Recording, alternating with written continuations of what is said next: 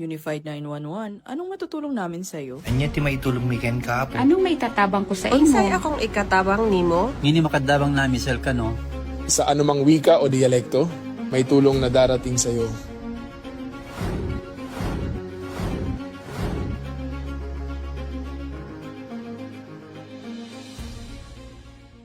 Lilingkod sa bawat Pilipino at magbibigay ng tamang impormasyon para sa tahimik at maayos na Pilipinas. Police News Network, alagad ng batas, tagapagtaguyod ng balitang pulis, sandigan ng mamamayan, patnubay ng katotohanan. La Campo Crame, maghahatid ng pinakahuling kaganapan at nagbabagang balita. Ito ang PNN Police News Network. At ngayon, ang inyong mga tagapagbalita. Magandang araw, bagong Pilipinas. Ako ang inyong alagadang batas, tagataguyod ng Balitang Pulis.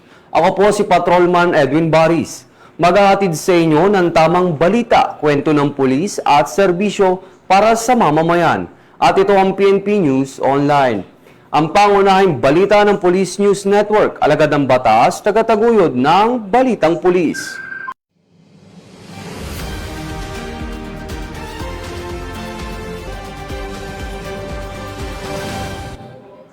Narito ang mga balitang hatid ng ating PNN correspondents mula sa iba't ibang panig ng bansa.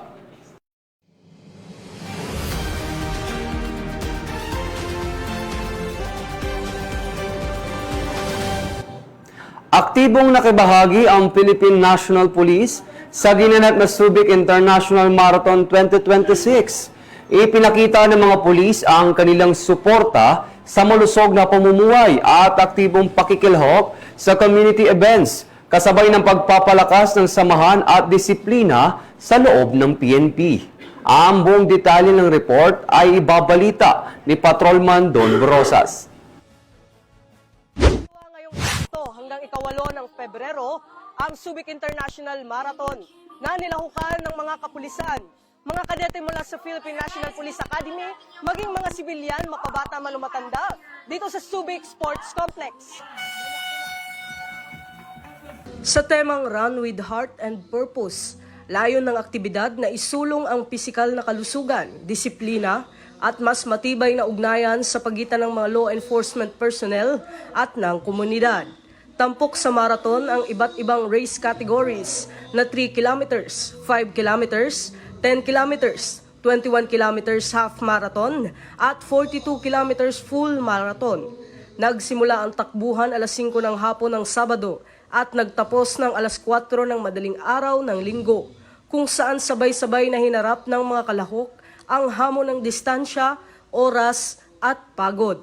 Sa pagbubukas ng aktibidad, kinatawan ni Police Lieutenant General Bernard Banac, Deputy Chief PNP for Administration, si PNP Chief Police General Jose Melencio Nartates Jr. na aktibo ring nakiisa sa pagtakbo. Ang kanyang presensya ay nagbigay diin sa matibay na suporta ng PNP sa mga inisyatibong nagtataguyod ng wellness, sports development at pagpapalakas ng police community relations.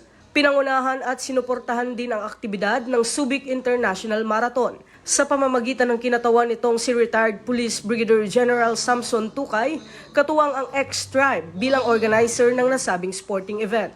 Aktibo ring nakiisa sa naturang marathon si Police Brigadier General Marvin Joe Saro, Deputy Chief ng DPCR, kasama si Police Brigadier General Vina Guzman, Director ng Police Community Affairs and Development Group, kasama ang kanyang command group. Nakiisa rin sa takbuhan si Police Brigadier General Ponce Rogelio Peñones Jr., Regional Director ng Police Regional Office 3. Ang kanilang aktibong paglahok ay sumasalamin sa kahalagahan ng physical fitness at leadership by example sa hanay ng kapulisan.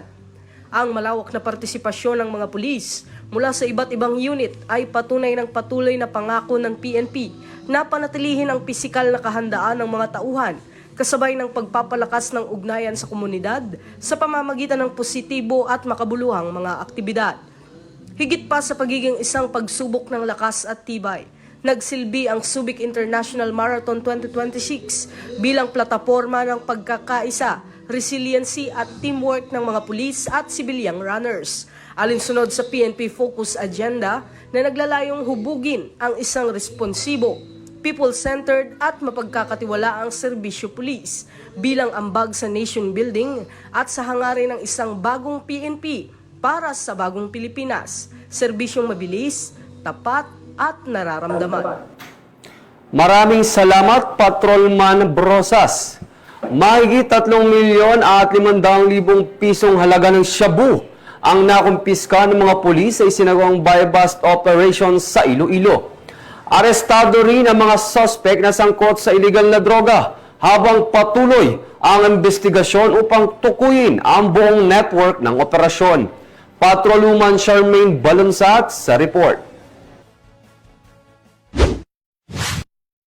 Nasamsam ang tinatayang 515 gramo ng hinihinalang shabu na nagkakahalaga ng humigit kumulang 3,502,000 pesos sa ikinasang drug buy-bust operation ng Provincial Drug Enforcement Unit Team 2 ng Iloilo Police Provincial Office sa pakikipagtulungan ng Pasig City Police Station at ng Provincial Intelligence Unit sa Gawad Kalinga, Barangay Agdahon, Pasig City, Iloilo.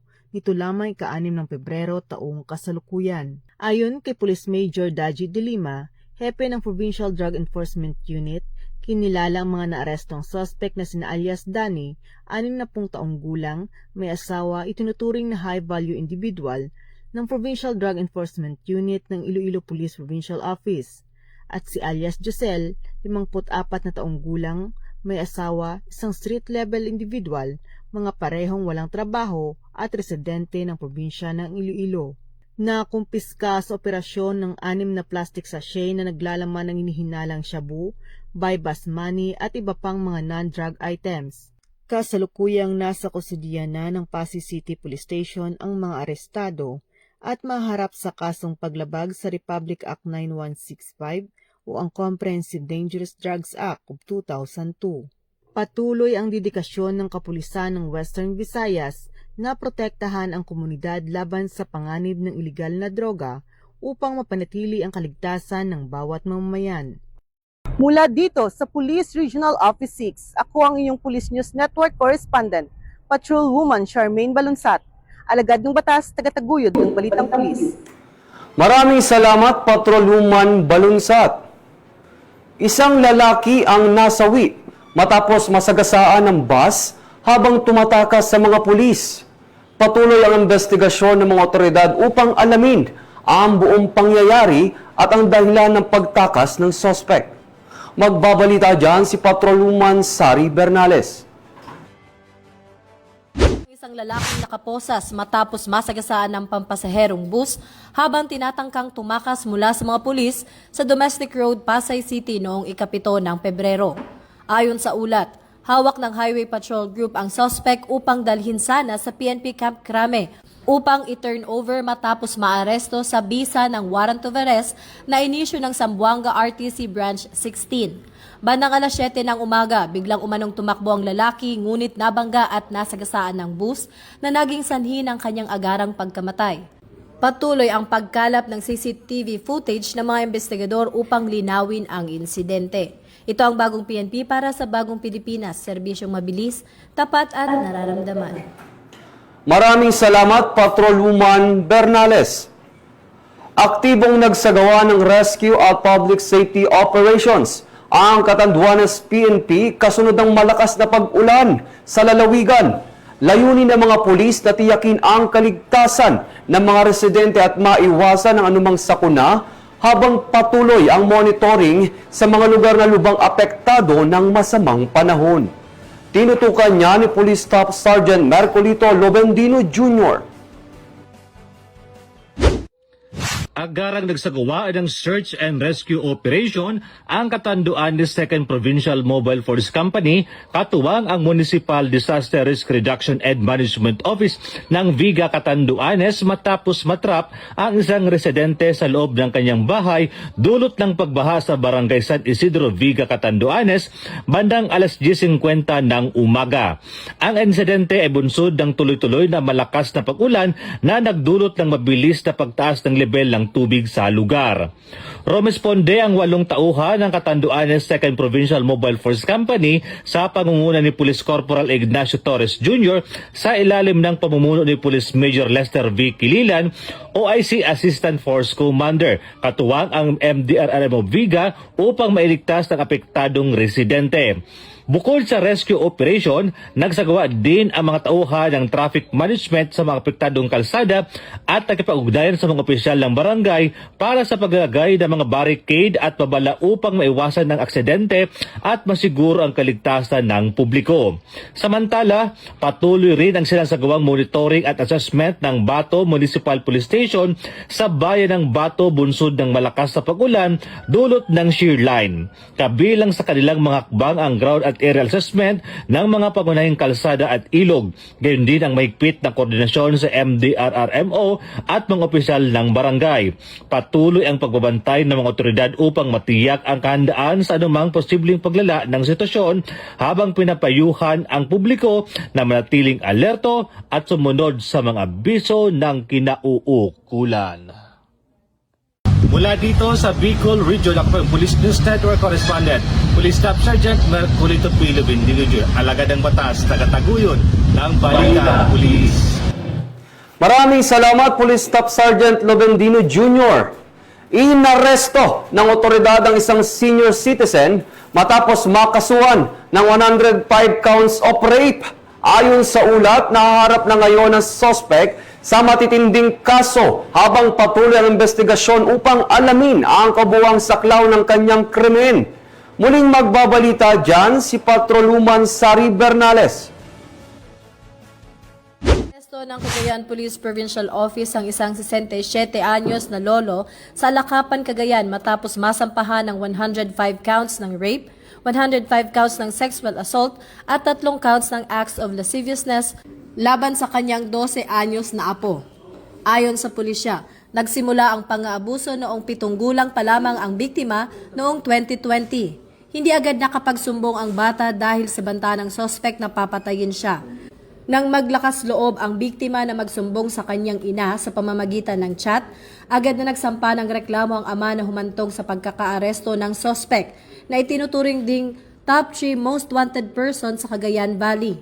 Ayon kay Pro 2 Director Police Brigadier General Antonio Maralag Jr., patuloy ang pinaigting na operasyon laban sa mga wanted sa batas upang mapanatili ang kapayapaan sa rehiyon. Ito ang bagong PNP para sa bagong Pilipinas, serbisyong mabilis, tapat at nararamdaman. Maraming salamat, Patroluman Bernales.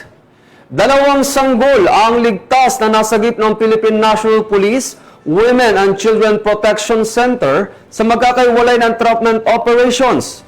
Ayon sa PNP, isinagawa ang operasyon upang iligtas ang mga biktima mula sa pang-aabuso at matiyak ang kanilang agarang kaligtasan.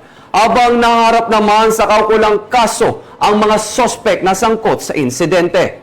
Police Corporal Sana Rose Luna magbabalita. Ang 4 na suspect sa pagbebenta ng isang bagong silang at isang 3 buwang gulang na mga sanggol sa isinagawang magkahiwalay na entrapment and rescue operations ng mga operatiba ng Women and Children Protection Center o WCPC nitong nagdaang Miyerkules, February 4, 2026 sa Angeles City, Pampanga at Baliwag City, Bulacan. Naganap ang mga bentahan ng mga sanggol sa online gamit ang messaging app na ginagamit nila upang magbenta ng mga sanggol, ngunit walang kaalam-alam ang mga suspect na ang katransaksyon na nila ay ang undercover team ng PNP WCPC kung saan naaktuhang ibinibenta ang mga sanggol sa halagang 30,000 pesos at 130,000 pesos. Sa patnubay ni Police Brigadier General Maria Sheila T. Portento, hepe ng WCPC, kasama ang mga operatiba ng Luzon Field Unit nito sa pangunguna ni Police Lieutenant Colonel Evangeline P. Ortiz, ay kaagad na nagsagawa ng investigasyon sa nasabing impormasyon na nagresulta sa matagumpay na pagkakadakip sa mga nasabing suspect. Nasagip naman sa iligal na pagbebenta ang isang 2 araw pa lamang na lalaking sanggol at isang 3 buwang gulang na babaeng sanggol mula sa kamay ng mga suspect na napag-alamang sariling ina, lolo at tita ng mga ito. Samantala, Kinuna naman ng panayam ang hepe ng WCPC tungkol sa naganap na operasyon at ang mensahe nito sa mga magulang para maiwasan ang ganitong kaganapan. Sa ating mga kababayan, hindi kailanman katanggap-tanggap ang pananamantala sa ating mga kabataan sa pamamagitan ng pagbebenta o iligal na pag-aampon. Ang PNP Women and Children Protection Center ay mananatiling mahigpit at walang humpay ang kampanya laban sa lalabag ng karapatan ng mga kababaihan at mga kabataan. Patuloy naming paiigtingin ang aming mga operasyon at pakikipagtulungan sa mga ahensya upang mapangalagaan at maproteksyonan ang kanilang mga karapatan. Nasa kustodiya ngayon ng PNP WCPC ang naturang mga suspect, habang ang mga biktima naman ay nasa pangangalaga na ng DSWD. Huwag mag-atubiling magsumbong sa tanggapan ng WCPC kaugnay ng ganitong aktibidad gaya ng paglabag sa Republic Act 9208 o Anti-Trafficking in Persons Act na may kaparusahang habang buhay na pagkakakulong at multang umaabot sa 5 milyong piso at paglabag sa Republic Act No. 7610 o Special Protection of Children Against Abuse, Exploitation, and Discrimination Act na may kaparusahang pagkakakulong hanggang 40 years at multang umaabot sa 1 milyong piso depende sa bigat ng paglabag. At kung may nais kayong isumbong kay aling pulis, maaari kayong tumawag o mag-chat sa aming WCPC helpline. Mula sa PNP Women and Children Protection Center, ako ang inyong PNN correspondent, Police Corporal Sana Rose Luna, alagad ng batas, taga-taguyod ng Balitang Pulis. Maraming salamat, Police Corporal Luna. Na-recover na ng Quezon City Police District ang baril na ginamit sa pagpatay sa mag-inang Molinito. Muling nakibalita dyan si Patrolwoman Maria Sara Bernales. Ng Quezon City Police District ang mga baril na ginamit sa pagpatay kay PSSG Dayan Molinido sa isang follow-up operation sa Barangay Kaligayahan, Novaliches, Quezon City. Kabilang sa mga nakumpiska ang isang 45 caliber pistol, 3 magazine, pocket gun, at 55 na bala, pati na rin ang pares ng plaka ng sasakyan na binibiripika pa sa LTO. Nakuha ang mga ebidensya sa bahay ng ina ng nasibak na pulis na si Christian matapos magbigay ng impormasyon ang kanyang kapatid. Nasa kustodiya na ng QCPD-CIDU ang mga baril para sa forensic examination. Matatanda ang pinaslang si Molinido at ang kanyang 8 anyos na anak at itinapon sa Bulacan at Tarlac, na kinasasangkutan umano ni Christian at ang misis niyang si Pia, kapatid na si Maribel at helper na si Jill. Ito ang bagong PNP para sa bagong Pilipinas, serbisyong mabilis, tapat at nararamdaman. Maraming salamat, Patrolwoman Bernales. Inatasan ng Philippine National Police ang kanilang mga unit commanders na palakasin ang kampanya laban sa smuggling ng sigarilyo sa buong bansa. Layunin ng hakbang na ito na pigilan ang iligal na pagpasok ng mga produktong panigarilyo, protektahan ang kita ng gobyerno at tiyakin ang kaligtasan ng mamamayan laban sa panganib na ipinagbabawal na produkto. Patrolman Adrian Dayaw magbabalita. Ni PNP Police General Jose Melencio Nartates Jr. ang lahat ng police unit ang mas minaigting na kampanya laban sa smuggling na sigarilyo sa buong bansa.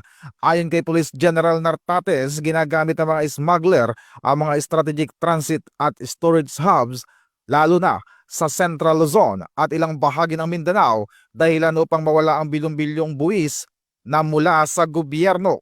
Ang direktiba ay kasunod ng mga operasyon na nagresulta sa pagkakasamsam ng mahigit 100 milyong piso na halaga ng smuggled cigarette sa Bulacan at Davao del Sur. Noong Pebrero 6, nasabat ng CIDG ang 80 milyong pisong halaga ng iligal na sigarilyo sa Marilao, Bulacan, habang 22 milyong piso naman ang nasamsam sa Digos City, Davao del Sur.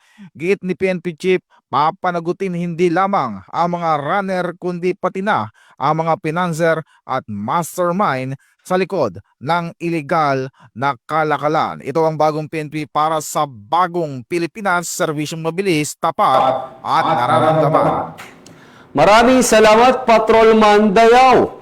At para sa ating huling balita, opisyal nang nagsimula ang UAE SWAT Challenge 2026.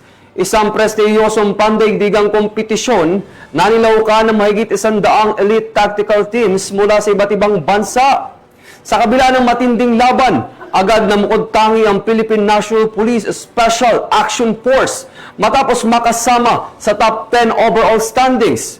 Patuloy na kanilang husay, disiplina at kahandaang makipagsabayan sa pinakamahusay na tactical unit sa buong mundo. Ang magandang balitang ito ay tinutukan ni Patrolwoman Sari Bernales. Matapos ang ilang araw na matinding training at rehearsal sa Dubai, kabilang na sa top 10 ang Philippine National Police Special Action Force sa UAE SWAT Challenge 2026. Ang PNP SAF team na pinangunahan ni Police Captain Allen Daw Ines na galing Maynila at tumungo sa UAE noong Enero at 30 ay agad na nagsimula ng mahigpit na paghahanda sa Al Ruwaya Field at Shooting Range. Dito, isinagawa nila ang rehearsal para sa officer rescue, hostage rescue, obstacle at assault events, pati na rin ang live firing exercises at physical conditioning upang maging handa sa kompetisyon. Noong Pebrero 7, nakipagsabayan ang Kapunan sa assault event ng Day 1 at nagtala ng 21st place. Sa Day 2, mas pinahusay nila ang kanilang performance sa hostage rescue event. Nagtala ng 13th place mula sa 109 teams na nagbigay sa kanila ng karapat-dapat na pwesto sa top 10 overall standings. Ang tagumpay ng PNP SAF ay patunay ng kanilang kahusayan, disiplina at dedikasyon at muli ipinapakita ang galing ng Pilipinas sa pangdaigdigang tactical competitions.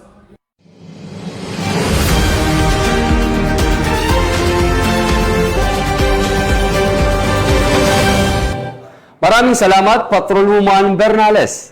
At yan ang mga balitang nakalap ng ating PNN correspondents mula sa iba't ibang panig ng bansa.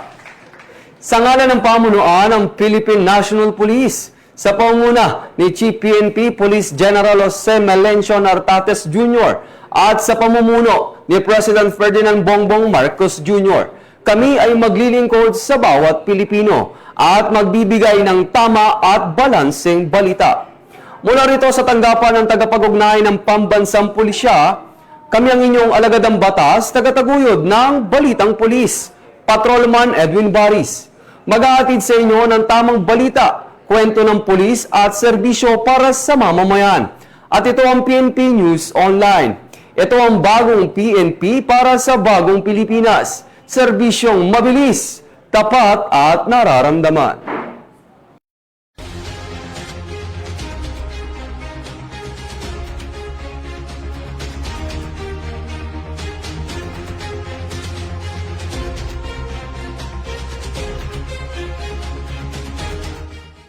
Police News Network, alagad ng batas, tagapagtaguyod ng balitang pulis.